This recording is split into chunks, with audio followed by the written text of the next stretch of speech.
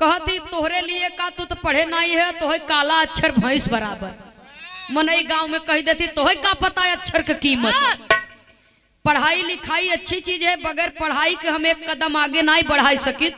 लेकिन आज के वर्तमान समय के ज्यादातर परिस्थिति का देखे के मिलता जानते, शिक्षा जितने उच्च स्तर पर जाता, सभ्यता उतने निम्न स्तर पर जाता। ये बात तो सही कहू। अरे वाह, हमारे बिरहाव जगत में बहुत पढ़ा लिखा है, लेकिन वो डायरेक्ट वीडियो प्रसारण करत हिन, आइडियो दिखावे नहीं चाहते न। ऐसा ऐसा वीडियो देखे के मिल जाते ना कि हाँ फिर करेजा मस्त हो जाए सुनवैयन के। तो जैसे अपुआन वैसे बिटिया बेटवा है। काहे बरे सभ्यता जब महतारी बाप के अंदर नहीं न तो कहाँ से सभ्यता लड़कन के अंदर रहे। तो शिक्षा आप लीजिए, लेकिन शिक्षा के साथ साथ अपनी संस्कृति अपनी सभ्यता को भी आप बरकरार रखिए, तभी आप इस दुनिया में तरक्की कर पाएंगे। पहले बाबू अरे धोती कुर्ता भी बिता ले, लेकिन आज तो डैमेज पहनते हैं। फैशन में पागल हैं। पहले पैसा नहीं रहा, फटा पुराना पहिर के मनई दिन काटत रहन, कैसे वो अपन मर्यादा ढाके रहें। और अब तो पैसा दे के फटावा खरीदत है, कतो गेठुना के फटावा कतो जांगी के फटावा। कहीं फैशन है डैमेज है। यो शिक्षा की बलिहारी है, ऐसा पहुंचाए देश बाबूजी कि मारे से एकदम पूरा समाज तहस नहस हो गई। एक बिरहा आपके बीच में प्रस्तुत है, कहना है अशिक्षित आदमी है, पढ़ा लिखा नहीं है, उसके बावजूद भी उसने अपने बुद्धि से अपने जीवन को सार्थक बना लिया। मजाक में ओकरे जीवन के काम सधी गए। जीतू भैया मजाक में ओकरे जीवन के काम सधी गए। तो सवेरे के टाइम में एक बिरहा की प्रस्तुति आपके बीच में है, आइए मास्टर साहब।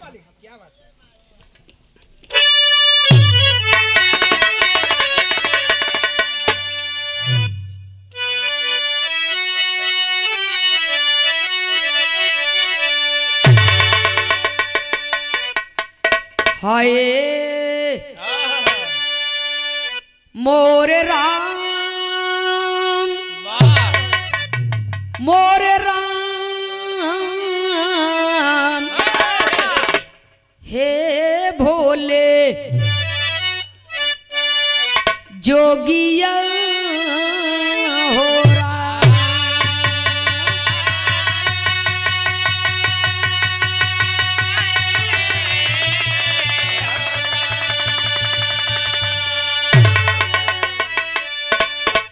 एक मुल्ला की सुनो कहानी।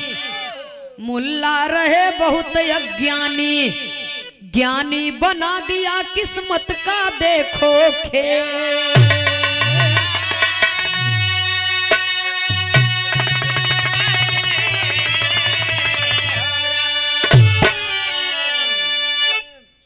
आई बिरहा जे आधे पे छोड़ के जाए वो बहुत पछताए।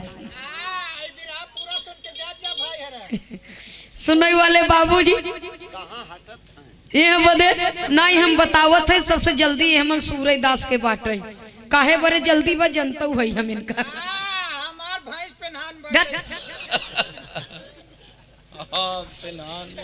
अरे बोले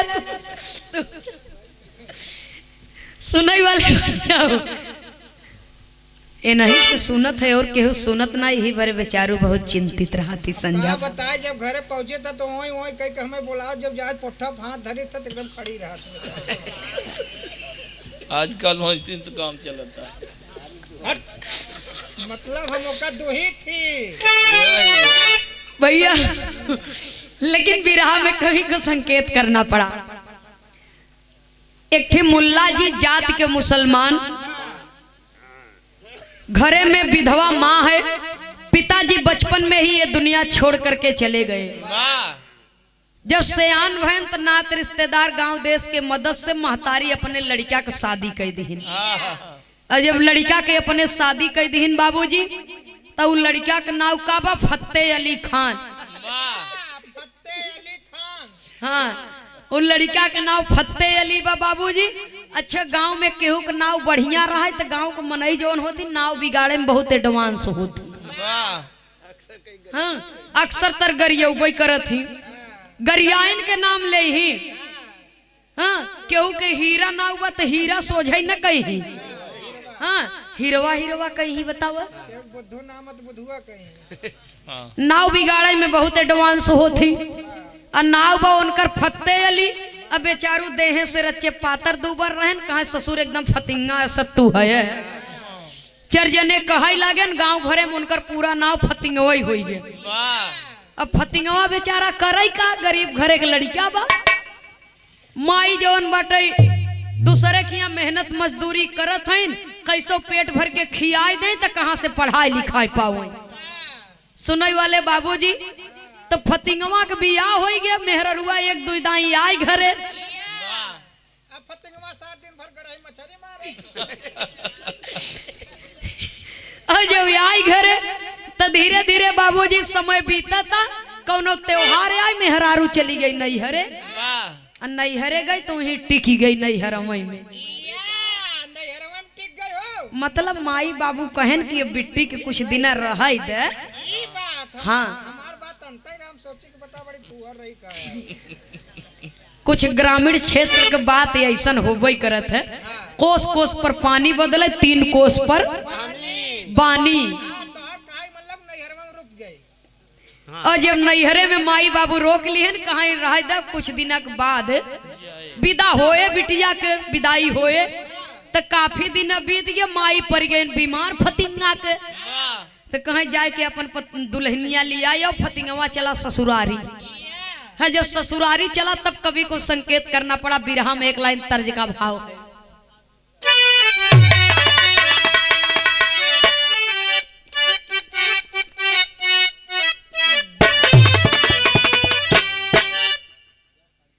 रच के और बदल जा ये तारा बानो फैजाबादी के गीत रही गायन तो एक ढेर जने लेकिन तारा बानो फैजाबादी जी का अंदाजा एक अलग रहा। कहे हमार कहा मान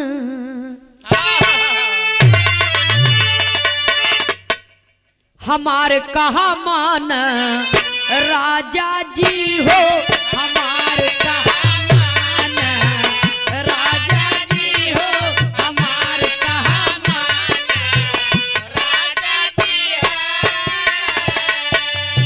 लेकिन बिरहा में भाव है चलनी ससुररिया मुल्ला जी हो चलनी ससुररिया मुल्ला जी हो चलनी ससुररिया मुल्ला जी हो अल्लाह भगवान के कई के ऊ याद हो अल्लाह भगवान के कई के ऊ याद हो अल्लाह भगवान के कई के ऊ याद भैली हले डगरिया मुल्ला जी हो भैली हले डगरिया मुल्ला जी हो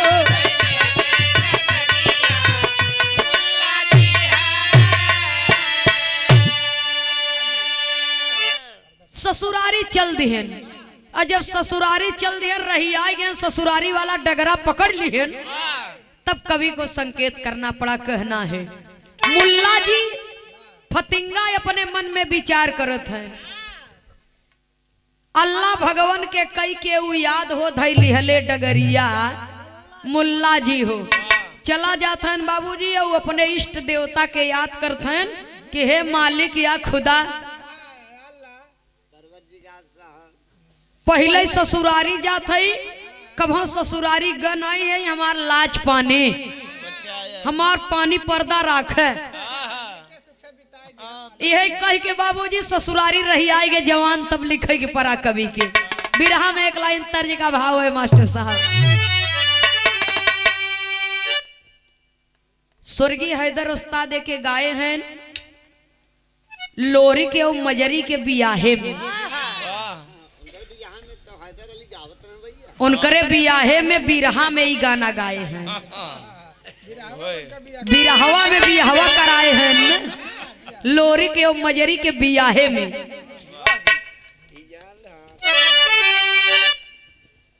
अरे गौरागढ़ में खोइलन के छोकरवा मजरी एक सुग्गा जी आए रही, वही सुगवा से कहे तो सुगवा ओका समझावत रहा। हे गौरागढ़ में खोइलन के छोकरावा,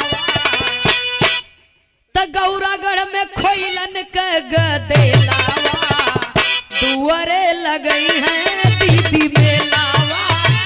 गौरागढ़ में खोइलन के गदेलावा, दुआरे लगई है दीदी मेलावा। गौरागढ़ में खोइलन के गदेलावा।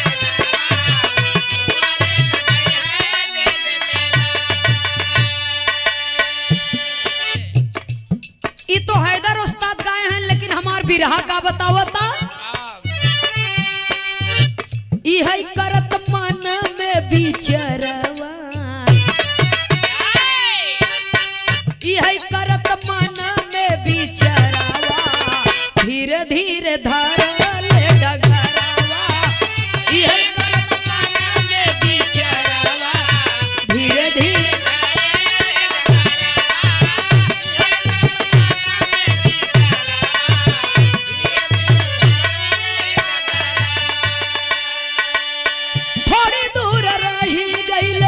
जबकि ससुरार हो चरत गदहिया एक धोबिया के यार हो।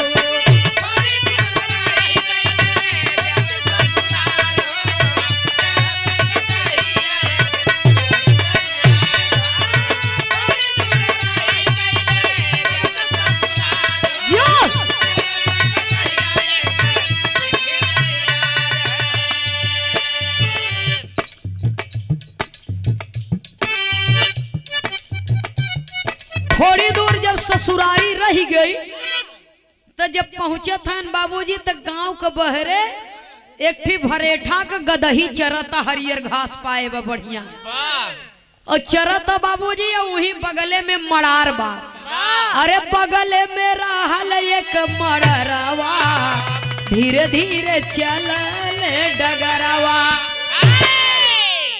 बगले में मड़ार बहाई बाबूजी, और चरत चरत जब मड़ार के लगे पहुंची तो मड़ारे के अगल बगल देखत है, अब मजे के बड़वार होबे करत है।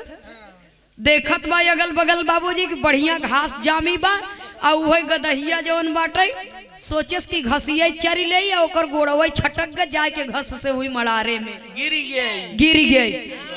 और जब गिर गई बाबूजी तो लगी आवाज करई, चिल्लाई लगी।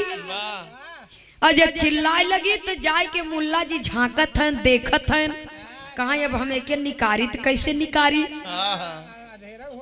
और धीरे धीरे अनियार होता है, जाए तो छोड़ चक्कर का जे करे घरे के आए खुद ही अपन खोजत खोजत आए थे के।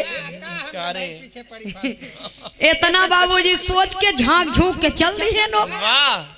और जब आगे पहुंचत हैं ससुरारी, जब दुआरी पर पहुंच गए, जब पहुंचत हैं दुआरी पे तो कहा हमारे बहुत जो लघु शंका लाग तनी निपट उपट ले, तब हम बोलाई केहू के।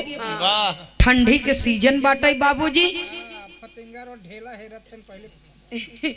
ठंडी के सीजन बाटे, और दरवाजा ठंडी के सीजन में जल्दी आदमी खाए पी के सोई जाते हैं। गांव देहात में अक्सर तर बाबूजी जल्दी से आदमी खाए पी के सोई जाए। आ यह पछवारे फतिंगा गए और लघु शंका करे बदे बैठे, तो उनकर दुल्हन और उनकर माई, दुल्हन और दुल्हनिया के माई बतियावत है। बिटियावा कहता है माई से कि का बनई, बिटिया कहता माई से कि का बनई।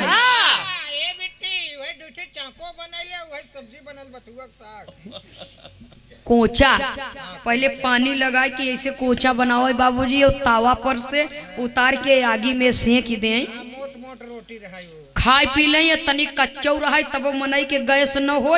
अब जितना बाबूजी सुविधा हो जात बा उतना मनई दुविधा में पड़ा जाता।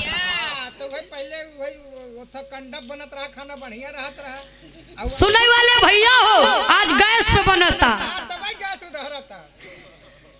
तो माई बिटिया दोनों बतियावत है। तो माई कहा एक काम करा, जाए के तनी से पिसान सान ला, 2 ठे रोटी बनाए ला, अचार खटाई बा वही से खवाई जाए, का परेशान होबू ठंडी में। और जब इतना बात बाबूजी कहत हन महतारी बिटिया पछवारे मुल्ला जी बैठा हन लघु शंका करे बरे। अब फतिंगवा सारी बात सुनता। बिटिया चली गई रोटी पोए, फतिंगवा घूम के आए, दरवाजा खटखटाए दिहेस।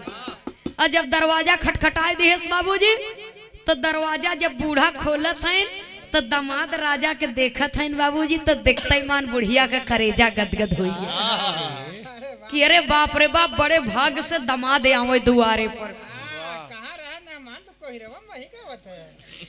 तो बुढ़िया माई बाबूजी देखत है ना, कहत का है। कभी को बिरहा शैली में टेरी के भाव में लिखना पड़ा मास्टर साहब।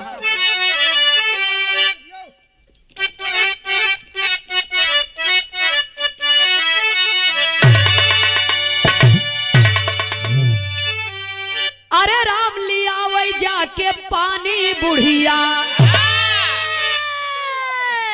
तो द्वारे मुल्ला पहुंचे हो लगी महिमानी, लिया वही जाके पानी बुढ़िया।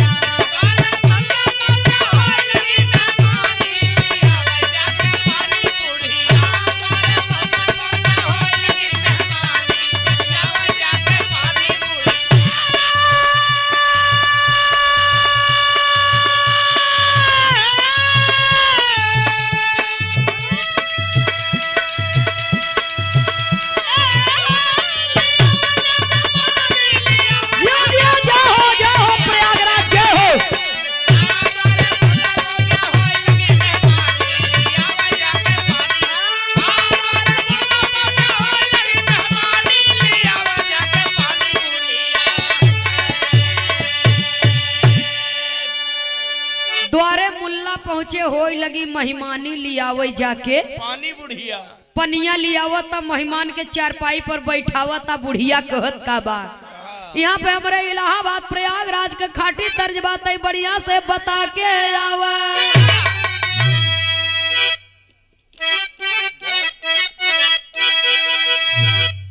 अरे राम झकोरा मारे झूलनी, ए भैया झकोरा मारे झूलनी, ओ है साड़ी लहराई हो झकोरा मारे झूलनी।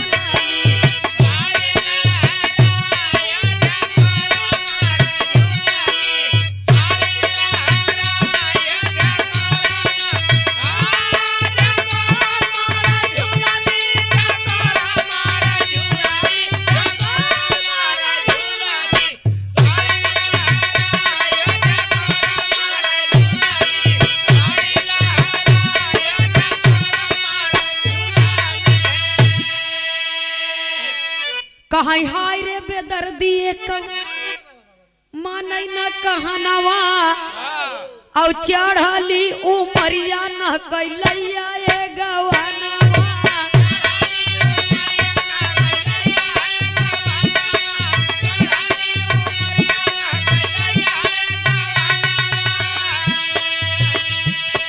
रही रही के जिया मोरा, रही रही के जिया मोरा, बहुत घबराई रे झकोरा मार।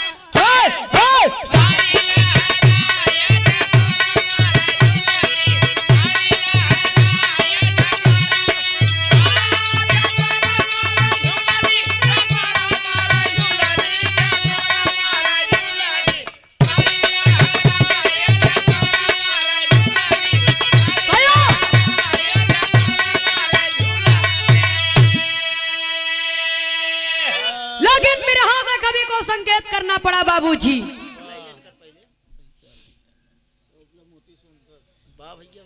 परम आदरणीय परम श्रद्धेय श्रीमान मोती सोनकर जी, बीडीसी महोदय जी की ओर से कई बार आपने पुरस्कार दे करके हमारा हौसला बुलंद किया। और हमारे जीतू भैया जी बैठे हुए हैं, हमारे लाला मास्टर साहब जी बैठे हुए हैं, और हमारे माननीय मोती सोनकर जी क्षेत्र पंचायत सदस्य जी, पूरे कमेटी के लिए और हमारे क्षेत्र पंचायत सदस्य जी के लिए और स्वयं अपने लिए भी एक बार प्रेम से आप लोग जोरदार तालियों से सम्मान करेंगे, स्वागत करेंगे। बहुत बहुत सादर नमन है। सादर 100 रुपया दे करके सम्मान किए माननीय श्री मोती सोनकर जी क्षेत्र पंचायत सदस्य जी की ओर से। कवि को संकेत करना पड़ा बाबूजी तो तरज के लाइन बा लेकिन बुढ़िया पानी लियावत है। कवि को संकेत करना पड़ा, कहना है अरे राम लिया है बूढ़ा पनिया, ए भाई लिया है बूढ़ा पनिया, कर सत्कार हो लिया है बूढ़ा पनिया।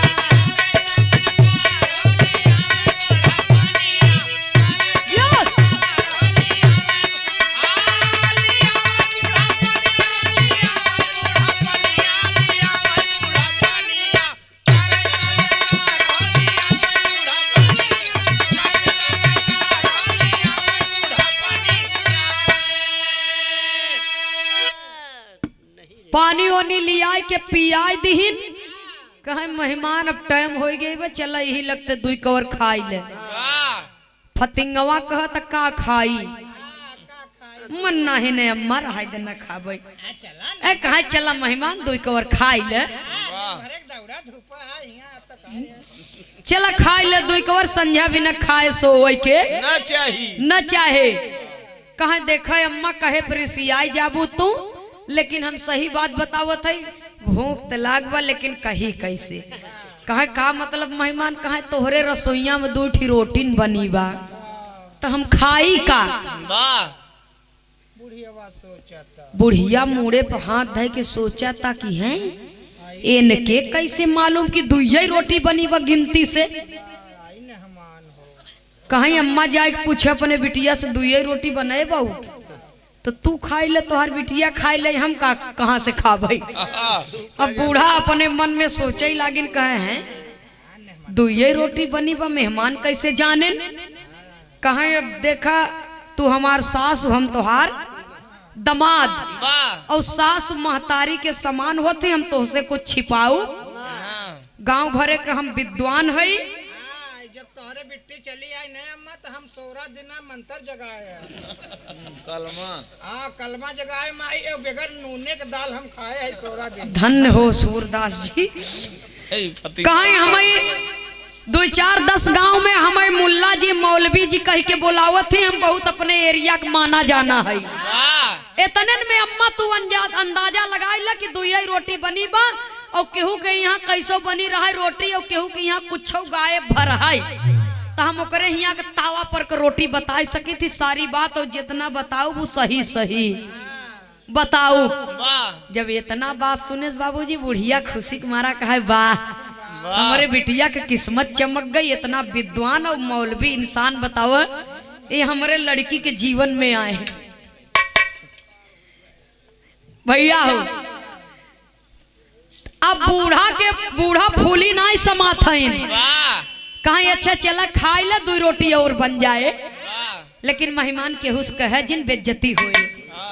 हमारी माताएं बहनें भी ये साइड खड़ी हैं, थोड़ा सा इसे बगल हो जाए, अच्छे गाड़ी आवे जाए।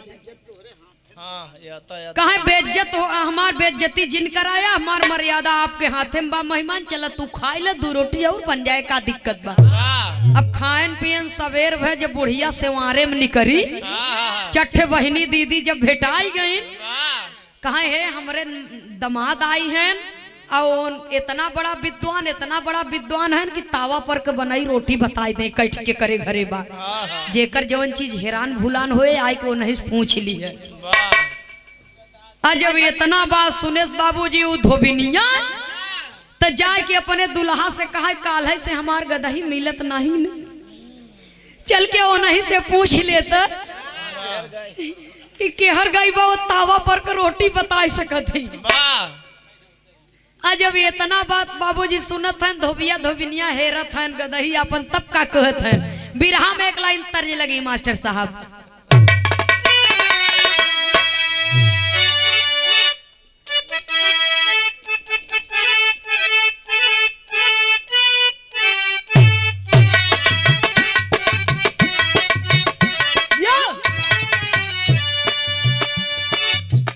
बधी है कंगनवा माथे लागी है चाउरवा, आई हो लागी है चाउरवा, आई हो लागी है चाउरवा। मुड़े मौरवा धई के, मुड़े मौरवा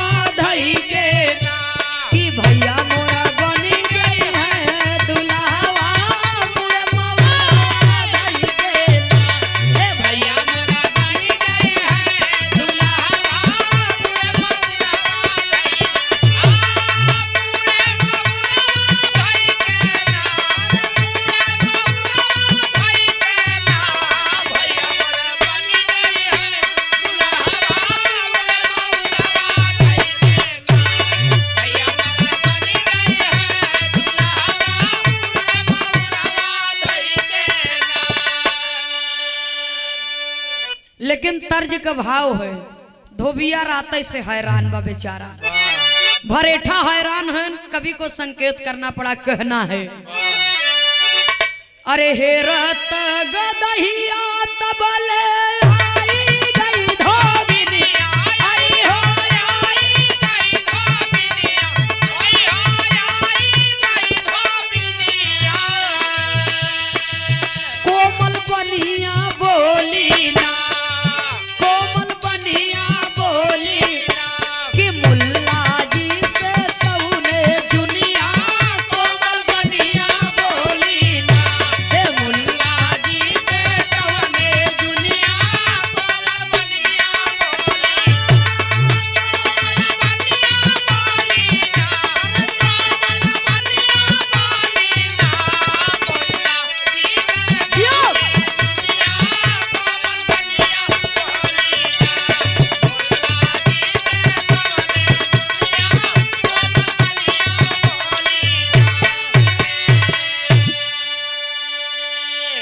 सारी बात बाबूजी धोबिन बेचारी आय के फतिंगा जी से बतावता।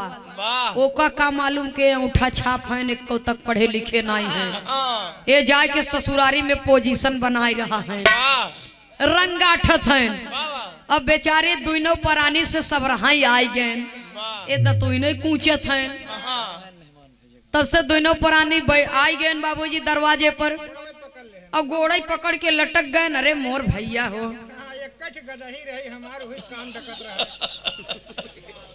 हमार रोजी रोटी जाए चाहता, वाह तनी बताई देता कहाँ बा। हाँ, जब इतना बात देखेन बाबूजी फतिंगा मुल्ला जी सुनेन, कहा एक काम कर रचे मुँह धो दे, एक ही सादा कागज लियो तू कतौ से। कहा सादा कागज का करब, कहा वहीं पर देखब ना नक्शा, हाँ, यार गदही बा क्यों ने ओरी गदही बा।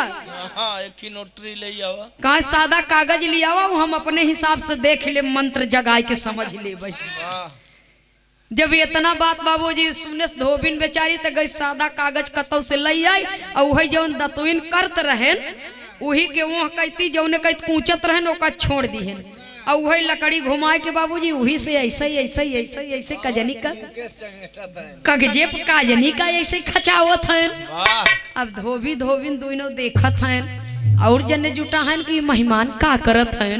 कहा तोहरे सबके समझ में नहीं आए, हमारे स्पेशल मंत्र है। हाँ, ई ससुरारी के नक्शा बनावत है। ये स्पेशल मंत्र है, तोरे सबके समझ में नहीं आए।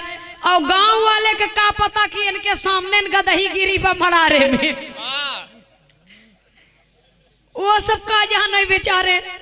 अभी हर ओहर अपन ऐसे किरण कहा तोहरे गांव के पुरुष कहती एक ही बहुत पुराना मड़ार बा, वाह कहा बा न कहा हाँ कहा वही में तोहार गदही गिरी बा इतना ना एक गोड़ ओकर गायबा हो गया।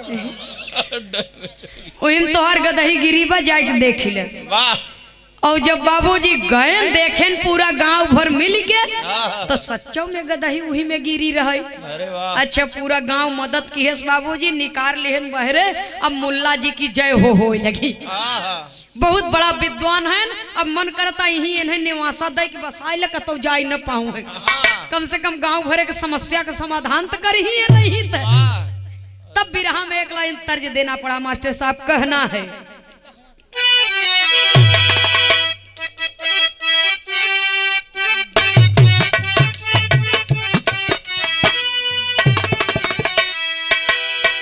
कहवा से आवेला बाबा के तितिलावा हो,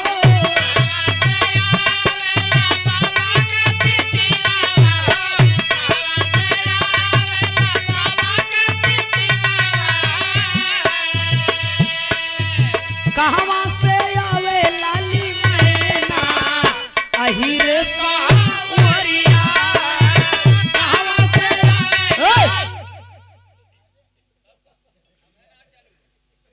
बिरहा में कवि को संकेत करना पड़ा। बड़ा ससुरारी में दामाद गया दरावा हो,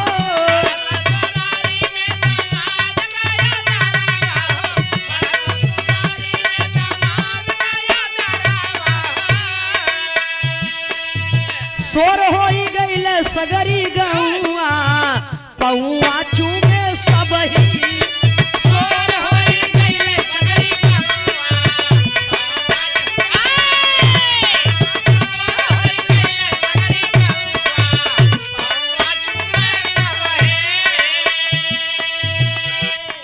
सुनई वाले बाबूजी धीरे धीरे कईयो गांव में हल्ला हो गई।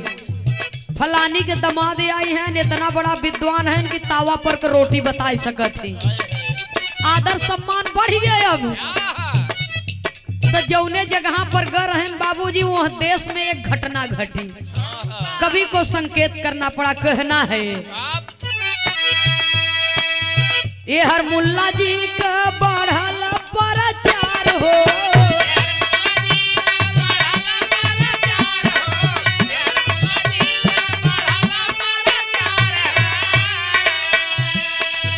ओ हर राजा के घर चोरी होइगा हार हो।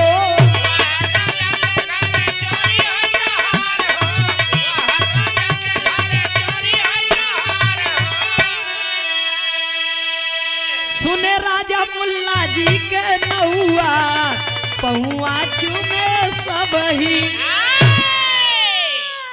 वह नगरी के राजा के रानी के नौलखा हार चोरी हुई। जब चोरी हो गए राजा साहब ऐलान करवा दिए कि चोर सहित माल जे बरामद करवाई दे ओके आधा राजपाट दे देबई। पूरा नगरी में बाबूजी हल्ला हो गया। और क्यों जाए के मंत्री से कह दिए कहा यही तोहरे नगर में जौन बा एक ठी बुढ़िया के दामाद बा, बड़ा ज्ञाता आदमी भाई, बड़ा ज्ञाता मनई बा, तावा पर के रोटी तक बता सकत, बड़ा लोगन के समस्या के समाधान कह दिए बाबू। वही के बोलाई न लेता कस नहीं। सुनई वाले बाबूजी बतावत हैं। और जब इतना बात जाने मंत्री साहब तो कहा हिंदू के बस्ती एक ही घर मुसलमान, और बुढ़िया के दमाद आई बाटे बहुत विद्वान है, और वो नहीं के बुलाई लेता राजा साहब रानी के चोराया हुआ हार मिल जाता।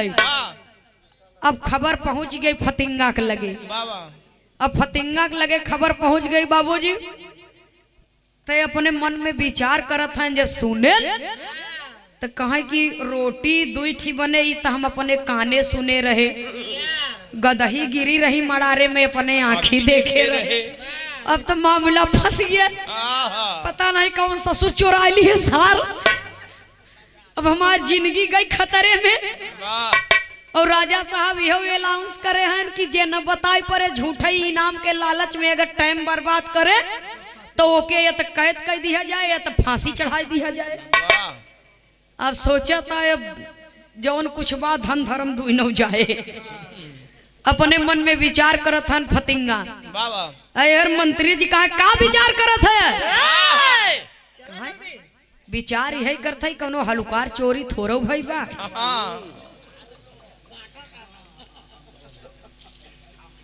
इतनी बड़ी चोरी हो गई बाटे वो राजा के महल से। कोनो मामूली बात नहीं बा। टाइम लागे हम। ये कोनो मामूली बात नहीं। एक काम कर जा सवेरे आए, सवेरे आया और रात की हम मंत्र जगाऊ, पता करब कि देखी के चुराए बा, सवेरे तो का बताऊ। मंत्री जी चल दिए बाबूजी, वो तो चला गए। एहर धीरे धीरे शाम होता, जैसा शाम होता औसत बाबूजी उनकर तबीयत डैमेज होता। घबराहट बढ़ी, बीपी हाई होई लगल। जैसा शाम होता औसत बाबूजी मुल्ला जी की तबीयत गड़बड़ होता। कहे फतिंगा तोहार तो जिंदगी गई, तोहार जिंदगी गई, जा बेटा नहको तू अपने जिए के बवाल बढ़ाई ली है। मेहरारू बढ़िया खाना वाना बनाए। कहा एक काम करे चला भोजन कैला, का लेफ्ट राइट बहरे भीतर लगाए है। जब से मंत्री जी दुआरे आए के गवाह हैं तब से तू एक दरे बैठन नहीं है। जब इतना बात सुनत है बाबूजी फतिंगा कहा एक काम करे बहुत बड़ी समस्या बना। यही से हम सोचत है जहिया जाई तो क्यों निर्दोष के सजा न मिले, सही सही चोर पकड़ा जाए के है। तू जा खा पिए सो, हमारे हिस्सा वही ढाक दे, जब टाइम मिले खाब हम। मेहरारू गई बाबूजी इंतजार करत करत भोजन किए सब भोजन कह के सोई गई। वाह आए डब्बा के पानी भरे सोचन के हम ही बहाने निकल ले घरे अपने। डब्बा के पानी भरे प्रेशर तो बढ़ाई जात बाटे और सोचन जात है निपटान करब वहीं सेवारे में वैसे रातों रात भाग जब गए ऊपर पर राजा के राजपाट घरे हम चला जाब जब जानी न पाए। वाह यहाँ डर के मारा पैंट खराब हो गया भैया राजा साहब और रात में उन्हों की नींद नहीं आवत है कि सवेरे कम से कम पकड़ा जाए कि हमारे राज में हमारे नगर में या हमारे महल में कौन ऐसा गद्दार है कि हमारे नमक खाता हमारे यहाँ चोरी करता। काल सवेरे पता लागे हर बाबूजी अपन डब्बा के पानी लिए से मारे कहती भगा जात है और कहत का है बिरहा में एक लाइन तर्ज है लेकिन तर्ज से बढ़िया फर्ज हमारे गनवा में बा।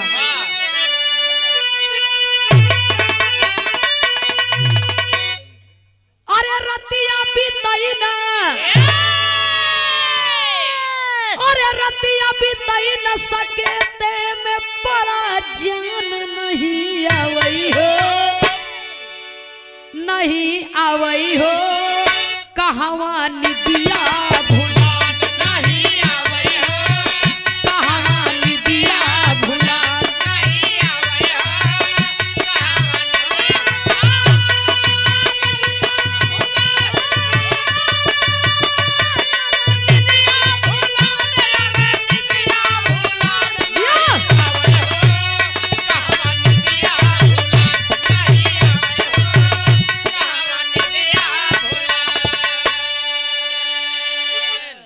स्वर्गीय पूज्य बाबू पारसनाथ खलीफा जी के सुपुत्र है बड़े भैया दीपक भैया जी पड़री की पावन धरती से माननीय भैया जी की ओर से सादर 50 रुपया देकर के सम्मान किया गया। बहुत बहुत सादर नमन है आशीर्वाद की कामना है। पिताजी का आशीर्वाद आपके ऊपर बना रहे सकल पंच को बहुत बहुत सादर नमन। जय श्री कृष्ण। अब मुल्ला जी अपने मन में सोचत हैं नहीं आवई हो कहवा निदिया भुलान और सोचत सोचत जोर जोर लागन कहे कहाँ आज नींदो नहीं आवता जवन ऐसन बवाल आई गया कि हायु नहीं लागता पागल के मत चिल्लात है। वाह एकदम सेवारे में बाबूजी अब जोर जोर खूब चिल्लात है नहीं आवई हो कहवा निदिया भुलान निदिया भुलान। और तब तक होत का बा अरे रानी के दासी एक रही निदिया नार हो और सगरा के तीरे से चोराए रही हार हो सगरा के तीरे से चोराए रही हार हो सगरा के तीरे से चोराए रही हार। अरे निदिया निदिया कहाँ मुल्ला तो निदिया निदिया कहाँ मुल्ला नारी घबरान नहीं आवई हो कहाँ निदिया भुलान नहीं आवई हो कहाँ निदिया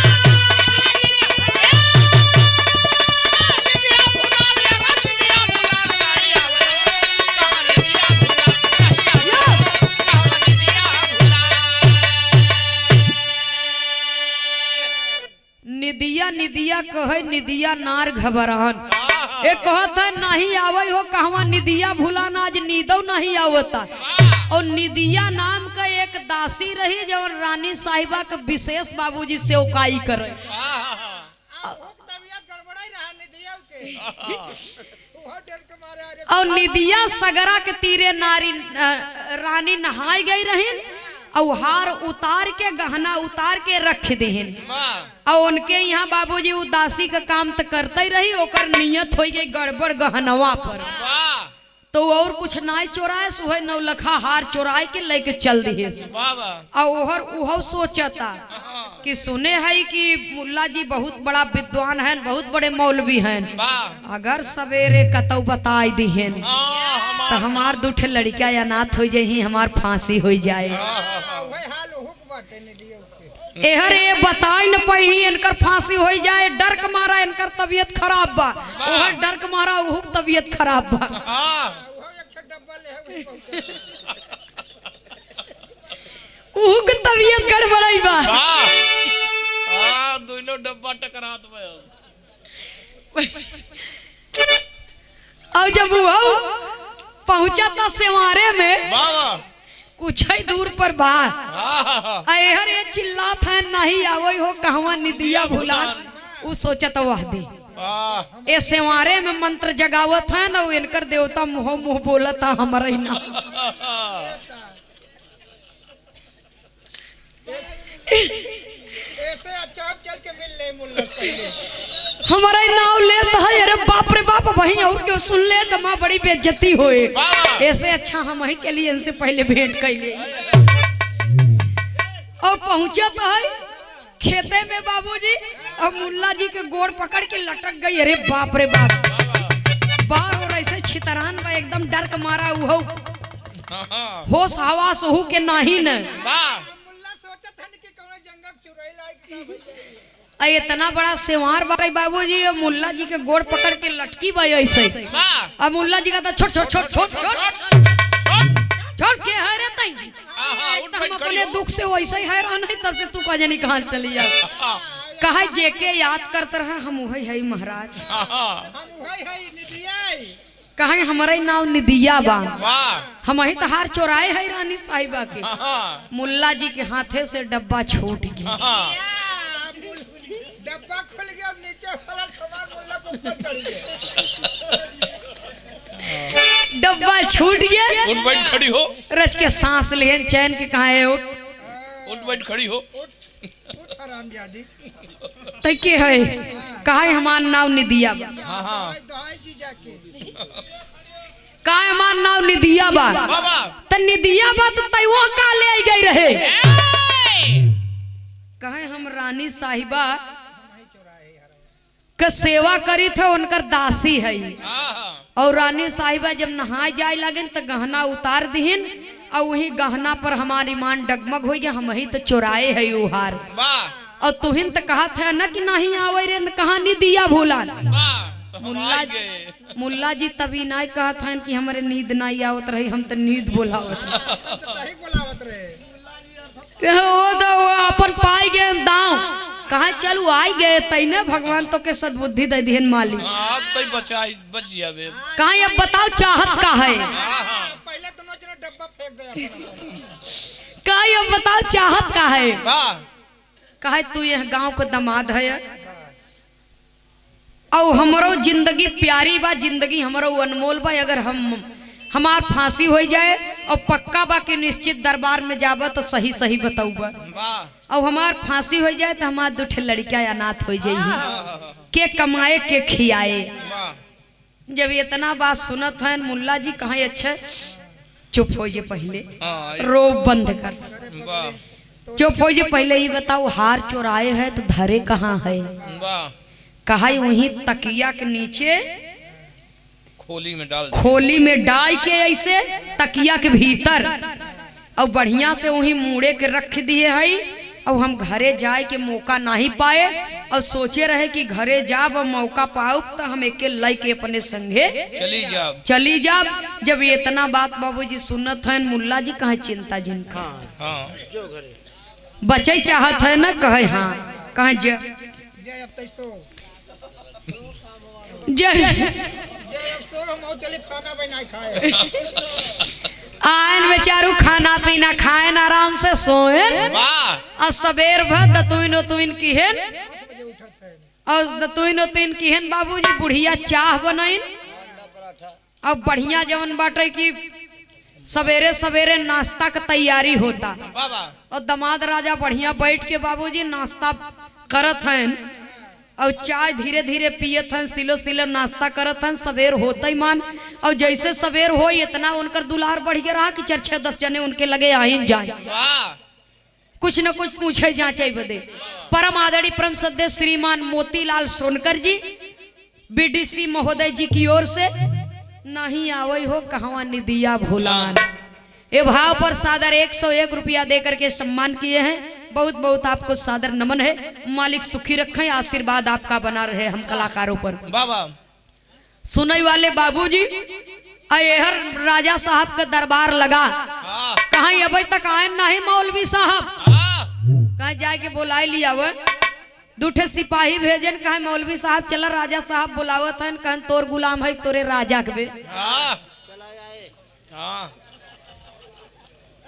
न तय कर्जा खियाए है न तोर राजा राजा महाराजा होई अपने घरे खोई जा अपने राजा से कह दे कि हम ऐसे थोड़ो जाबे कहा तब कैसे जाबा कहा जौने हाथी पर राजा सवारी करत थी वही आए तो वही हाथी पर बैठ के हम अब उनकर दुलार बढ़िए उनकर पोजीशन बढ़त है और कहे मंत्री कह दी है वही लेके आए दूसर के उन्हें लेके आए।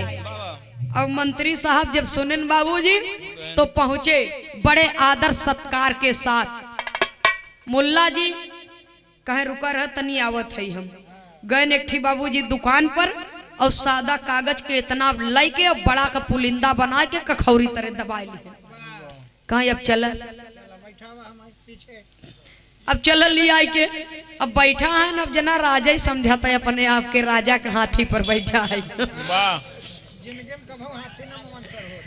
अब राजा ही समझा तब पहुंचा दरबार में मौलवी साहब की जय हो मौलवी साहब की जय हो मौलवी साहब की जय हो जय जयकार होता मौलवी साहब उतरे अब बढ़िया जौन बा उनका व्यवस्था दिया गया बैठे बदे आदर सत्कार के साथ में जितना कागज लिए रहन कुल ऐसे छितराए दिहन ऐसे कागज सब छितराए दिहन कहा ई का करत है कहा यही देखत है न कहा ये बताओ रानी साहिबा के जौन कमरा बा कितने कमरा के भीतर बा जौने शयन कक्ष में रानी साहिबा सोवत थी कई कमरा के भीतर बा और कौने दिशा में बा बहुत अच्छा। जब इतना बात बाबूजी सुनत हैं मंत्री जी तो सारी बात बताई दी है और जब मौलवी साहब सुने तो कभी को संकेत करना पड़ा बाबूजी मौलवी साहब अपने मन में विचार करत हैं विचार करके झूठे जानकारी तो होएंगे कहाँ सकता खोज लिया कहाँ यहाँ खोज लिया रानी साहिबा कमरा देखे कहाँ यहाँ देख लिया कहाँ उनकर बिस्तर झाड़ के केव जने देखे है कहाँ जाऊ है जवन दहिने कहती तकिया रखी बा वही तकिया ऐसे झरझरा दी है वही तकिया के भीतर और जब जाए के देखे बाबूजी सचमुच वही तकिया के भीतर हार पायन कहाँ ई के धरे से कहे रानी साहिबा स्वयं धरिन भूल गई उनका पता ही नहीं बा जाए लागी नहाए और धई के चली गई बहुत भुलक्कड़ हैं अब बहुत भुलक्कड़ हैं तोहार रानी साहिबा जब इतना बात सुने बाबूजी निदिया तो हाथ जोड़ के दूर से पल लगी करता है हर बाबूजी राजा साहब अपने मन में विचार किए कहीं आधा राजपाट तो देवे करब मंत्री कहा ऐसा बुद्धिमान क्यों मिले न तोहार बिटिया वो कुंवारा बा एक काम करा अपने लड़की की शादी नहीं के संगे कई दे तो पहले हकीकत में ऐसे ज्यादातर होत रहा राजा महाराजा के अगर काम अटक जाए जवन न होवे के बस के रहा तो ऐलान कराए दे कि आधा राजपाट दे देवे राजा बनाए देव अपने लड़की के संगे शादी कर देवे जे हमार कामना मनोकामना पूर्ण कर देते तो कहे महाराज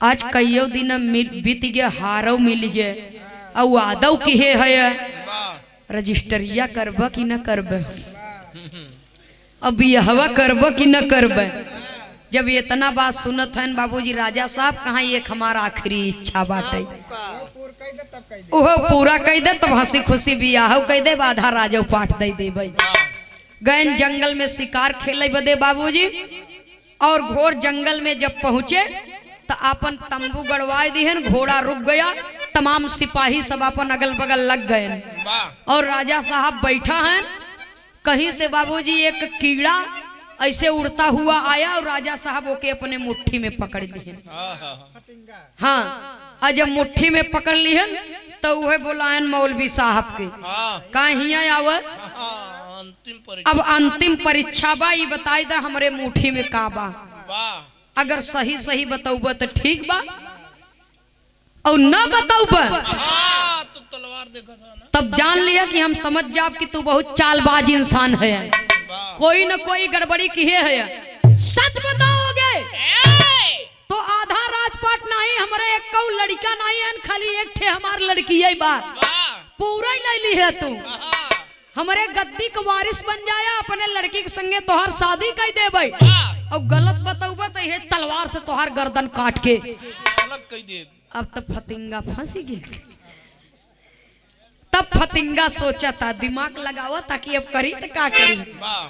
अब फतिंगा आपन नाम लेके रोवता, आपन विपत्ति लेके रोवत। राजा का मालूम कि एका पूरा गांव भर मिलके फतिंगा कहत, तो वो अपन नाम लेके रोवता, रोय रोय के कहत का बा।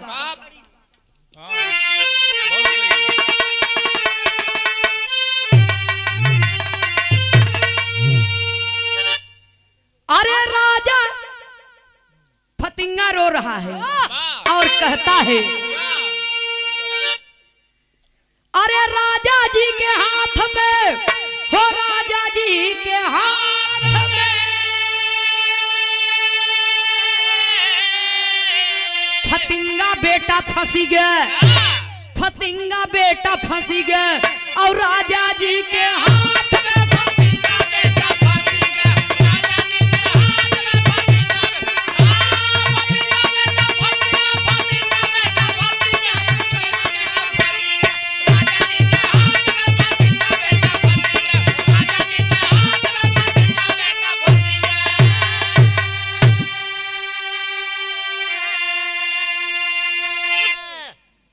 कहता फतिंगा बेटा फंसी गया राजा जी के हाथ में। आज बेटा तोहार जिंदगी गई सहजे में। उते अपन नाव लेके रोवत है। बाबा गांव वाले जो नाव बिगाड़े हैं ना ओकर हिया काम आवत नाम, वो अपन नाम लेके रोवता कि आज तो तोहार जिंदगी सहजन में चली जाए। अब तो राजा के हाथे में तू फंस गया, लेकिन राजा का करत है? अरे बार बार मुल्लाई है बोलत रहले बोल हो,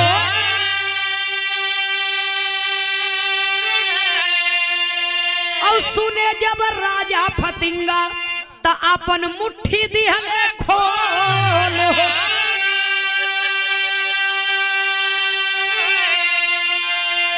अरे ओका के डिगाई जेकरे ब्रह्मा लिखे माथ, फतिंगा बेटा फंसी गए और राजा जी के हाथ में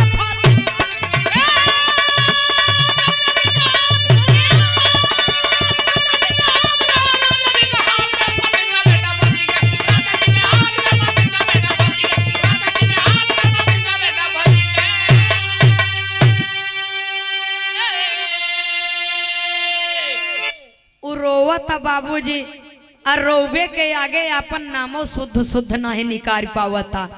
वो कहता फतिंगा बेटा फंस गया राजा जी के हाथ में, धाय फतिंगा निकलता, धाय पतिंगा निकलता, शुद्ध शुद्ध आवाजों नहीं निकल पावता, रोवत है। अब बार बार मुल्ला ये बोलत रहले बोल हो, सुने जब राजा फतिंगा नाम ते अपन मुट्ठी दिहले खोल हो।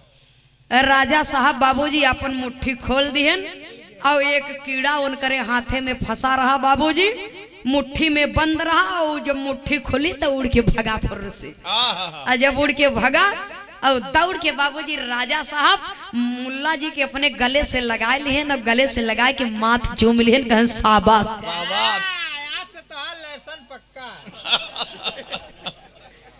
शाबाश। राजा साहब कहाँ बतावा, वो कीड़ा हमारे हाथे में बंद रहा, हाँ, लेकिन ओकर दर्द हम नहीं महसूस कर पावा, लेकिन तू इतना बड़ा विद्वान मनई है कि ओकरे आत्मा का दर्द तू महसूस किया। अभी ओकरे दर्द के मारा तू रोई दिया, वो छटपटात हमारे मुट्ठी में रहा, बंद हम किए रहे, लेकिन ओकर दर्द आप महसूस की है। तो ओकरे दर्द में आप रोई दिए, आपके आंसू गिर गए, तो आपसे बड़ा यह संसार में क्यों विद्वान नहीं बा। जिंदगी हमार धन्य हो गई, हमार परिवार धन्य हो जाए, तोहरे जैसन रिश्तेदार पाए। सुनई वाले बाबूजी, अब राजा साहब का का पता कि अपन विपत कह के रोवता। भैया हो, राजा साहब घरे पहुंचे, बड़े धूमधाम से शादी की तैयारी होए लगी, न्योता भेजा जाए लगा। गाजे बाजे के साथ में बाबूजी। और जब निमंत्रण भेजा जाए लगा तब कवि को संकेत करना पड़ा, कहना है माता बहन लोग गावत ही बाबूजी। अरे राजा गीत गौनाई होता महल में, खुशी मनाई जाता। अरे राजा पंडित बोलावे जल्दी, लगन धरावे धन धन बिटिया हमार। राजा पंडित बोलावे जल्दी, लगन धरावे धन धन बिटिया हमार। राजा पंडित बोलावे जल्दी, लगन धरावे धन धन बिटिया हमार। 1 2 3 4 5 6 7 तो फिर गई यार भंवरिया भंवरिया।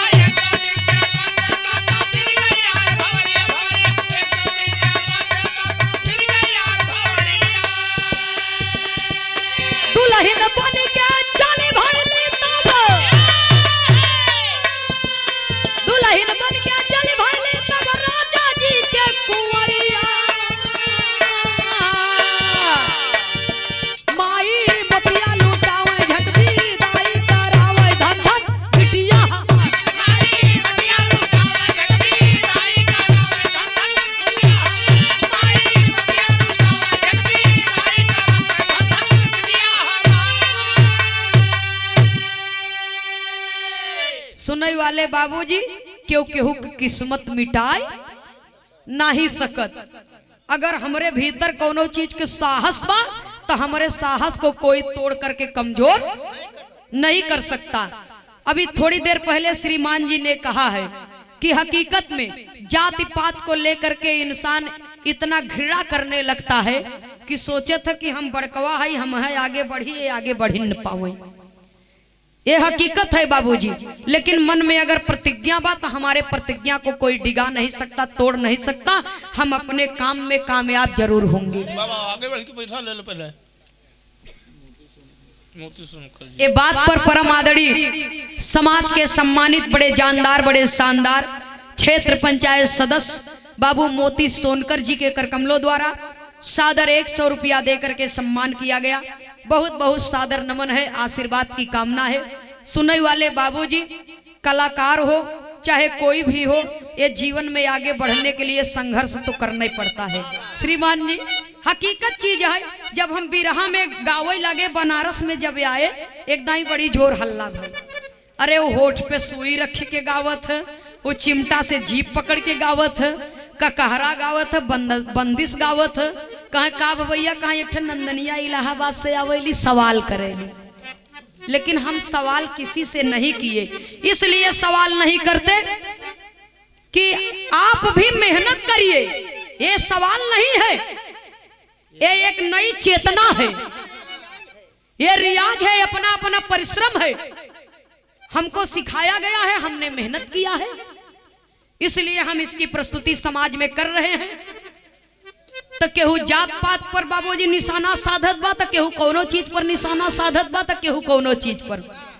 तो इसलिए ओरिजिनल भाव पर इंसान के बाबूजी ध्यान देवे के चाहिए। अगर हम कलाकार हैं, आप हमें एक कलाकार समझ करके बुलाए हैं, तो हमारे कला की कद्र होनी चाहिए। और हम भी भरपूर कोशिश करेंगे कि समाज में अच्छी चीज की प्रस्तुति हम करें, ताकि हमारे गीतों से, हमारे बातों से किसी को ठेस न लगे। इसलिए कवि को संकेत करना पड़ा बाबूजी। और जो हमने संघर्ष किया, जो हमने मेहनत किया, हम अपने काम में कामयाब हुए। तमाम बिरहा में कलाकार, हमारे गायिका बहन, हमारे गायक भाई पहले 10 ठी 15 ठी धुन बोली ही तो जीव भर के नची ही। लेकिन ये दोनों कलाकार के बिरहा आप लोगों ने कराया, एक नए जमाने के, एक पुराने जमाने के। अनुभवी दोनों कलाकार आप लोगों ने बुलाया और हमें बहुत अच्छा लगा, बड़ी प्रसन्नता हुई सुन करके कि आपसे बिरहा है। जब यहाँ प्रमोद लाल जी से बिरहा रहा तो प्रमोद लाल कहें नंदिनी जी, हम कहे हाँ प्रमोद भैया, कहें बिहार के लड़का से तोहार भेंट हुई 15 तारीख के, अतनी बच बचाए के रही है। हम कहे काहे? कहे बड़ा जोर नाचत ही ना, नाचत नाचत तो गवैयन के मंच पे चला जाती और दूसरे गवैया के अपने मंच पे बुलाए ले थी। वीडियो आप लोग देखत हो यूट्यूब पे बराबर चलता। हमके पहले आवे तो दे हमरे सामने तो बताई उनका। सुनने वाले बाबूजी, बिरहा बिरहा है, नाच नाच है। वो अलग कला है, ये अलग कला है। सबकी अपना, सबके अपना अपन स्टेट होता है बाबूजी, अपना अपना विभाग होता है। नृत्य कला अलग है और बिरहा संगीत कला अलग है। इसलिए बिरहा को बिरहा ही रहने दे बाबूजी, इसे नाच और ऑर्केस्ट्रा बनाने की आवश्यकता नहीं है। कभी को संकेत करना पड़ा। ये जो हमारे समय के कलाकार हैं, उन कलाकारों के लिए बाबूजी ये हमारा हाथ जोड़ करके निवेदन है कि इसकी मर्यादा को आप लोग बनाए रखें।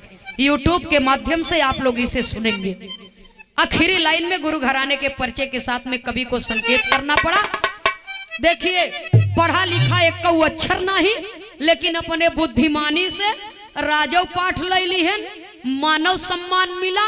और राजा के लड़की से जब शादी हुई है, शयन कक्ष में गए तो कहें अब तोहर से पहले हमारे एक मेहरारू और बा, हम शादीशुदा है और तोहरे खातिर ओकर अपमान होई के न चाहे। अगर हम तोहके प्यारा है तो हमार परिवारों तो है अपनावे के पड़े। पूरे परिवार के साथ में बाबूजी शानदारी के साथ में अपनी जिंदगी मान सम्मान के साथ में बिताने लगे। दो मेहरारू लेकर राज हो गए। सही है। इनका हुआ जिन भेजे नहीं, हमारे संगे ढोल बेजी बजावत है रह दे भैया। कभी को संकेत करना पड़ा, कहना है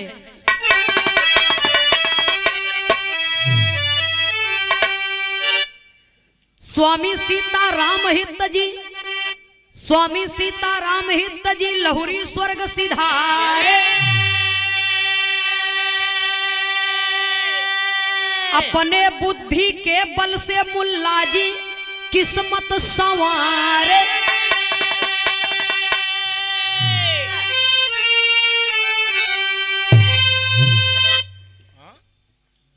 आया वाह।